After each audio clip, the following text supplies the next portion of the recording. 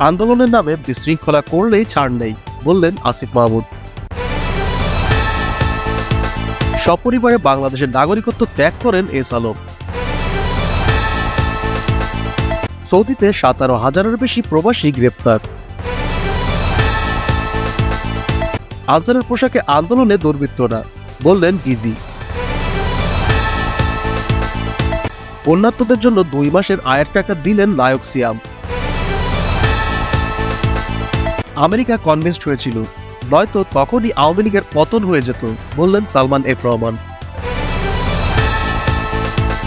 প্রকাশ্যে ধর্ষণের হুমকি পেলেন নায়িকা মিমি চক্রবর্তী। আন্দোলনের নামে বিশৃঙ্খলা করলে ছাড় নেই, বললেন আসিফ মাহমুদ। সচিবালয় এলাকায় আনসার সদস্যদের সঙ্গে শিক্ষার্থীদের ধাওয়া পাল্টা দেওয়া ও সংঘর্ষের ঘটনা নিয়ে কথা বলেছেন বৈষম্য বিরোধী ছাত্র আন্দোলনের অন্যতম সমন্বয়ক ও অন্তর্বর্তী সরকারের ক্রীড়া উপদেষ্টা আসিফ মাহমুদ। তিনি বলেন, আন্দোলনের নামে বন্যার্তদের ত্রাণ আটকে সচিবালয় ও যমুনা ঘেরাও করে বিশৃঙ্খলা সৃষ্টি করলে আর ছাড় দেওয়া হবে না। সোমবার 26 আগস্ট ভোররাতে সামাজিক যোগাযোগ মাধ্যম ফেসবুকে দেওয়া এক পোস্টে আসিফ মাহমুদ এ কড়া বার্তা দেন। পোস্টে আসিফ মাহমুদ বলেন, 50-এর অধিক ছাত্র আহত অবস্থায় চিকিৎসা নিচ্ছে। 5 জন গুরুতর আহত, তবে শঙ্কার বাইরে। সাংবাদিক আসিফ নিমাদ্রিকেও ছাড়েননি আনসারের পোশাকে থাকা দুর্বৃত্তরা। 2:30টার দিকে আনসার সদস্যদের উদ্দেশ্যে সরাসরি বক্তব্য দেন নাহিদ ভাই। তারপর তাদের প্রতিনিধিদের নিয়ে বসে বাধ্যতামূলক ছুটি বাতিলের দাবিটি তাৎক্ষণিক মেনে নিলে সেখানেই প্রেস ব্রিফিং করে আন্দোলন স্থগিত ঘোষণা করেন আনসার আন্দোলনের সমন্বয়কেরা। আলোচনার সময় আন্দোলনের ভেতরে অনুপ্রবেশকারী ও উগ্র মানসিকতার কিছু উস্কানিদাতা আছে বলে জানিয়েছেন তারা। আন্দোলন স্থগিত করে সাধারণ আনসারদের মূল অংশটি চলে যায়। সারা দেশেও আন্দোলন স্থগিত করে তারা। তারপরও 6টা থেকে আরেকটি অংশ সচিবালয়ের গেটগুলো অবরুদ্ধ করে রাখে এবং ভিতরে প্রবেশের চেষ্টা চালায়। এর আগে মাননীয় প্রধান উপদেষ্টার সঙ্গে দেখা করতে যমুনায় চলে গিয়েছিলাম আমি। পরে জানতে পারি গণ অভ্যুত্থানের আহত চিকিৎসার বিষয়ে কথা বলতে ও আনসারদের আন্দোলনে সৃষ্ট যানজটে ত্রাণবাহী ট্রাক আটকে পড়ার বিষয়ে স্বাস্থ্য ও স্বরাষ্ট্র মন্ত্রণালয়ের কথা বলতে এসে আটকে পড়েন সমন্বয়ক সার্জিস ভাই আর হাসনাত ভাই। এছাড়াও 7 জন উপদেষ্টাও আটকে ছিলেন সচিবালয়ে। আন্দোলনের সাংবিধানিক অধিকারের কথা চিন্তা করে এতদিন সরকার শক্ত অবস্থান নেয়নি। তবে আন্দোলনের নামে বন্যার্তদের ত্রাণ আটকে সচিবালয় যমুনা ঘেরাও করে বিশৃঙ্খলা সৃষ্টি করলে আর ছাড় দেওয়া হবে না। জাতীয় স্বার্থের আন্দোলন করে আমাদের সহস্রাধিক শহীদ হয়েছেন।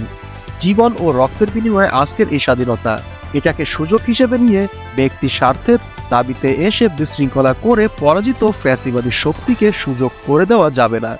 আন্দোলন হবে যৌক্তিক দাবিতে এবং নিয়মতান্ত্রিকভাবে। ইতিমধ্যে প্রায় 200 জনকে গ্রেপ্তার করা হয়েছে। এই ঘটনার সঙ্গে জড়িত উস্কানিদাতা সকলের বিরুদ্ধে কঠোর ব্যবস্থা নেওয়া হবে। সপরিবারে বাংলাদেশের নাগরিকত্ব ত্যাগ করেন এস আলম পরিবার। ব্যাংকিং খাতে আধিপত্য প্রতিষ্ঠার পর সপরিবারে বাংলাদেশের নাগরিকত্ব ত্যাগ করেছিলেন বহুল আলোচিত এস আলম গ্রুপের চেয়ারম্যান মোহাম্মদ সাইফুল আলম। 2022 সালের 10 অক্টোবর বাংলাদেশি পাসপোর্ট প্রত্যাহার করেন এস আলম, তার স্ত্রী ফারজানা পারভিন এবং তাদের 3 ছেলে হাসানুল আলম, আশরাফুল আলম ও আসাদুল আলম মাহির। একই দিন বিদেশি নাগরিক হিসেবে বাংলাদেশে স্থায়ী বসবাসের অনুমোদনও পায় পরিবারটি। সরকারের উচ্চ পর্যায়ের নির্দেশে এসব সুবিধা দিয়েছিল স্বরাষ্ট্র মন্ত্রণালয়। অর্থ পাচারের পথ সহজ করা এবং প্রতিকূল পরিস্থিতিতে জবাবদিহি এড়াতে এমন কৌশল গ্রহণ করা হয়েছিল বলে মনে করেন বিশ্লেষকরা। খোঁজ নিয়ে জানা গেছে, এস আলম পরিবার যেদিন বাংলাদেশের নাগরিকত্ব ত্যাগ করেছিলেন সেদিনই আবার বাংলাদেশে স্থায়ী বসবাসের অনুমতি পেয়েছিলেন। নাগরিকত্ব ত্যাগ ও স্থায়ী বসবাসের সুবিধা গ্রহণ বাংলাদেশের জটিল প্রক্রিয়া হলেও ক্ষমতার অপব্যবহার করে একই দিন সন্ধ্যায় অতি গোপনে সচিবালয়ে স্বরাষ্ট্র মন্ত্রণালয়ে এই কাজটি করা হয়। তবে নাগরিকত্ব ত্যাগ ও আবাসিক সুবিধা গ্রহণ করতে হলে পুলিশের বিশেষ শাখার ছাড়পত্র, বিভিন্ন দপ্তরের অনুমতি প্রয়োজন হলেও কিভাবে একই দিনে 2 কাজ সম্পন্ন হলো তা নিয়ে প্রশ্ন উঠেছে। সৌদিতে 17,000-এর বেশি প্রবাসী গ্রেপ্তার। সৌদি আরবে মাত্র 1 সপ্তাহেই 17,000-এর বেশি প্রবাসীকে গ্রেপ্তার করা হয়েছে। আবাসন, শ্রম ও সীমান্ত সুরক্ষা আইন লঙ্ঘনের অভিযোগে গত 15 থেকে 21 আগস্ট পর্যন্ত অভিযান চালিয়ে ওই প্রবাসীদের গ্রেপ্তার করেছে দেশটির আইনশৃঙ্খলা বাহিনীর একটি অংশ। রোববার দেশটির স্বরাষ্ট্র মন্ত্রণালয়ের বরাত দিয়ে এই তথ্য জানিয়েছেন। বিবৃতিতে বলা হয়েছে, অবৈধ প্রবাসীদের বিরুদ্ধে সৌদি জুড়ে চলমান ধরপাকড় অভিযানের অংশ হিসেবে তাদের গ্রেপ্তার করা হয়েছে। গত 15 থেকে 21 আগস্ট পর্যন্ত এক সপ্তাহে দেশ জুড়ে অভিযান চালিয়ে 17,616 জন প্রবাসীকে গ্রেপ্তার করা হয়েছে। গ্রেপ্তার ব্যক্তিদের বিরুদ্ধে সৌদি আরবের আবাসন, শ্রম ও সীমান্ত সুরক্ষা আইন লঙ্ঘনের অভিযোগ রয়েছে। দেশটির স্বরাষ্ট্র মন্ত্রণালয় বলেছে, গ্রেপ্তার ব্যক্তিদের মধ্যে আবাসন আইন লঙ্ঘনের ঘটনায় 11,022 জন, সীমান্ত নিরাপত্তা আইন লঙ্ঘনে 4,216 জন এবং শ্রম আইন লঙ্ঘনের দায়ে 2,378 জন রয়েছেন। দেশের বিভিন্ন নিরাপত্তা বাহিনী ও সরকারি সংস্থা যৌথ অভিযান চালিয়ে এই প্রবাসীদের গ্রেপ্তার করেছে। বিবৃতিতে আরও বলা হয়েছে, অবৈধভাবে সীমান্ত পেরিয়ে সৌদি আরবে প্রবেশের চেষ্টার সময় গ্রেপ্তার হয়েছেন 883 জন। তাদের মধ্যে ইয়েমেনি 41%, ইথিওপিয়ান 58% এবং অন্যান্য দেশের 1% নাগরিক রয়েছেন।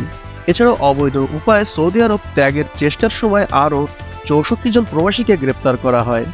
একই সময় আবাসন ও কর্মবিধির লঙ্ঘনকারীদের পরিবহন এবং আশ্রয় দেওয়ায় সৌদিতে বসবাসরত 15 ব্যক্তিকেও গ্রেপ্তার করা হয়েছে। বর্তমানে 14,542 জন প্রবাসীর বিরুদ্ধে আইনি পদক্ষেপ প্রক্রিয়াধীন রয়েছে।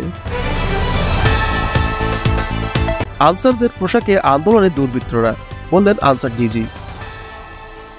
আন্দোলনকারী আনসার সদস্যদের সঙ্গে ব্যাটালিয়ন আনসারের কোনো সম্পর্ক নেই এবং আনসারের পোশাক নিয়ে অন্যরা আন্দোলনে আসেন অন্য উদ্দেশ্য বলে জানিয়েছেন বাংলাদেশের আনসার ও গ্রাম প্রতিরক্ষা বাহিনীর মহাপরিচালক DG major general Abdul Motaleb Sajjad Mahmud. রোববার রাতে এক বার্তায় তিনি একথা জানান। আনসার ডিজি বলেন, বিশৃঙ্খল আন্দোলনকারীরা অঙ্গীভূত আনসার, যাদের সঙ্গে ব্যাটালিয়ন আনসারের কোনো সম্পর্ক নেই। এ ব্যাপারে সবাইকে সজাগ থাকার অনুরোধ জানাই। তিনি আরও বলেন, আন্দোলনকারী অনেকেই আনসার সদস্য নয়, তারা বহিরাগত। তারা আনসারের পোশাক নিয়ে আন্দোলনে আসেন অন্য উদ্দেশ্যে। সরজমিনে দেখা গেছে, হাজার হাজার আনসার সদস্য সকাল থেকে সচিবালয়ের সামনে অবস্থান নিয়ে বিক্ষোভ করতে থাকেন। এক পর্যায়ে দুপুর 12টা থেকে তারা সচিবালয় অবরুদ্ধ করে রাখেন। এতে সবগুলো গেট বন্ধ হয়ে যায়। বিকাল 5টায় অফিস ছুটি হলেও রাত 10টার আগে কর্মকর্তা কর্মচারীরা বের হতে পারেননি। বন্যার্তদের জন্য 2 মাসের আয়ের টাকা দিলেন সিয়াম। ভারতের উজান থেকে নেমে আসা ঢলের সঙ্গে ভারী বর্ষণের প্রভাবে দেশে বন্যা পরিস্থিতি সৃষ্টি হয়েছে।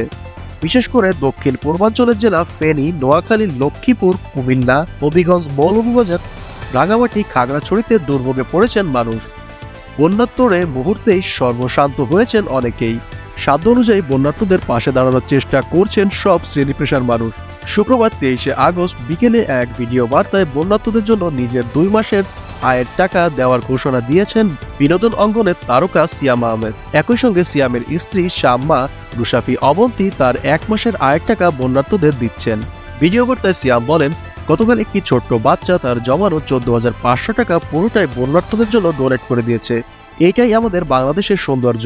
আমরা যদি আমাদের নিজেদের জায়গা থেকে নিজের পদক্ষেপ নিতে পারি তাহলেই সবই সম্ভব। সেই জায়গা থেকে আমি সিদ্ধান্ত নিয়েছি, আমি আমার এই মাস এবং শেষ মাসের ইনকামের টাকা ডোনেট করে দিচ্ছি। কিছুটা টাকা আমি দিয়েছি, বাকিটা এখন দিতে চাচ্ছি। সিয়াম আরও বলেন, দানের বিষয়টি এভাবে বলা উচিত নয়, তবে আমি মনে করি এই সময় এটা বলা দরকার, কারণ এটাতে অনেকেই উৎসাহিত হবেন। আমেরিকা কনভিন্সড হয়েছিল, নয়তো তখনই আওয়ামী লীগের পতন হয়ে যেত, বললেন সালমান এফ রহমান। ঢাকা মহানগর গোয়েন্দা ডিবি পুলিশের রিমান্ডে আছেন সাবেক প্রধানমন্ত্রী শেখ হাসিনার বেসরকারি খাত বিষয়ক উপদেষ্টা Salman F Rahman. New market থানায় দায়ের হওয়া হকার শাহজাহান আলী হত্যা মামলায় গত 13 আগস্ট তাকে গ্রেপ্তার করা হয়। রাজধানীর মিন্টো রোডে ডিবি পুলিশ কার্যালয়ে তার রিমান্ড চলছে। জিজ্ঞাসাবাদে ডিবিকে সালমান এফ রহমান তাকে ছেড়ে দিতে বলেন। তার ভাষ্য, আমাকে আটকে রাখলে আমার বিভিন্ন প্রতিষ্ঠানে কর্মরত 80,000 লোক বেতন পাবেন না। বিভিন্ন ব্যাংক থেকে যে ঋণ নেওয়া হয়েছে সেই ঋণের কিস্তিও দিতে পারবো না। এতে দেশেরই ক্ষতি হবে, তাই আমাকে ছেড়ে দিন, আমি দেশ ঠিক করে দেব।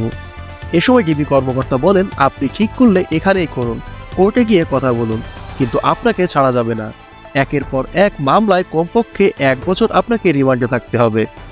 সালমান এফ রহমানের কাছে ডিবি জানতে চায়, গত নির্বাচনের আগে আওয়ামী লীগ কিভাবে পরিস্থিতি নিয়ন্ত্রণে নিয়ে সরকারের পতন ঠেকিয়ে দেয়। উত্তরে সালমান এফ রহমান বলেন, আমরা আমেরিকার পক্ষেই আছি। এটা আমরা ভারতের মাধ্যমে আমেরিকাকে বোঝাতে পেরেছিলাম। আমরা তাদেরকে আরও বুঝিয়েছিলাম বাংলাদেশকে বাঁচাতে হলে শেখ হাসিনার বিকল্প নেই। তখন আমাদের এবং ভারতের কথায় আমেরিকা কনভিন্সড হয়েছিল, না হলে তখনই আমাদের পতন হয়ে যেত। এর আগে সালমান এফ রহমান ডিবিকে জানান তিনি আগেও 2 বছর জেল কেটেছিলেন, সুতরাং জেলে রাখলে তার সমস্যা হবে না, কিন্তু দেশ ক্ষতিগ্রস্ত হবে। সালমান এফ রহমানকে ডিবি কর্মকর্তা বলেন, মামলা তো মাত্র শুরু, কতগুলো মামলা হবে তা আমরাও জানি না, আপনাকে শুধু আদালতে যেতে হবে আর ডিবিতে আসতে হবে। এ সময় সালমান এফ রহমান বলেন, 1/11-এর সময় 2 বছর জেল কেটেছি, সুতরাং সমস্যা হবে না। তিনি বলেন, আমাকে জেলে রাখলে দেশের ক্ষতি হবে, কারণ আমার নানা প্রতিষ্ঠানে অনেক কর্মচারী আছে, তারা বেতন পাবে না। প্রকাশ্যে ধর্ষণের হুমকি পেলেন মিমি চক্রবর্তী। কলকাতার আরজি কর মেডিকেল কলেজ হাসপাতালে নারী চিকিৎসকের ধর্ষণের পর হত্যা করার ঘটনায় কয়েকদিন ধরেই উত্তাল পুরো ভারত। ভারতের সাধারণ জনগণ থেকে শুরু করে সরব হয়েছেন কলকাতার তারকারা। এই ঘটনায় প্রতিবাদে সারা রাত মাঠে ছিলেন কলকাতার তারকারা। সরব ভূমিকা পালন করেন অভিনেত্রী মিমি চক্রবর্তী। বিষয়টিকে কেন্দ্র করে সামাজিক মাধ্যমে ধর্ষণের হুমকি পেলেন টলিউডের এই জনপ্রিয় অভিনেত্রী। আরজি কর কাণ্ডের পর নির্যাতিতার বাড়িতে গিয়ে 10 লক্ষ টাকার ক্ষতিপূরণের কথা বলেছিলেন মুখ্যমন্ত্রী মমতা বন্দ্যোপাধ্যায়, কিন্তু তা স্বীকার করেননি মৃতার পরিবার। সেই প্রসঙ্গ তুলে ধরে মিমিকে ধর্ষণের হুমকি দেন এক নেট নাগরিক। সামাজিক মাধ্যমে পোস্ট করা ওই ব্যক্তি লেখেন, আজ এই কাণ্ড যদি মিমির সঙ্গে ঘটত তাহলে কি করত?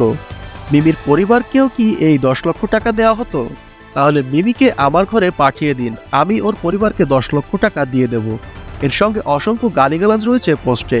এই পোস্টটি মিমি নিজেই সামাজিক যোগাযোগ মাধ্যমে পোস্ট করেন। সেই পোস্টে কলকাতা পুলিশকে ট্যাগ করে মিমি লেখেন, আমরা কি এই কারণেই লড়ছি? আমরা একজন নারীর জন্য বিচার চাইছি, তাই না? ধর্ষণের হুমকি দেওয়াটা যেন পানিভাত করে ফেলেছে এরা। তারাই আবার ভিড়ের মধ্যে মিশে বলছেন মেয়েদের পাশে রয়েছেন। এটা কোন ধরনের শিক্ষা?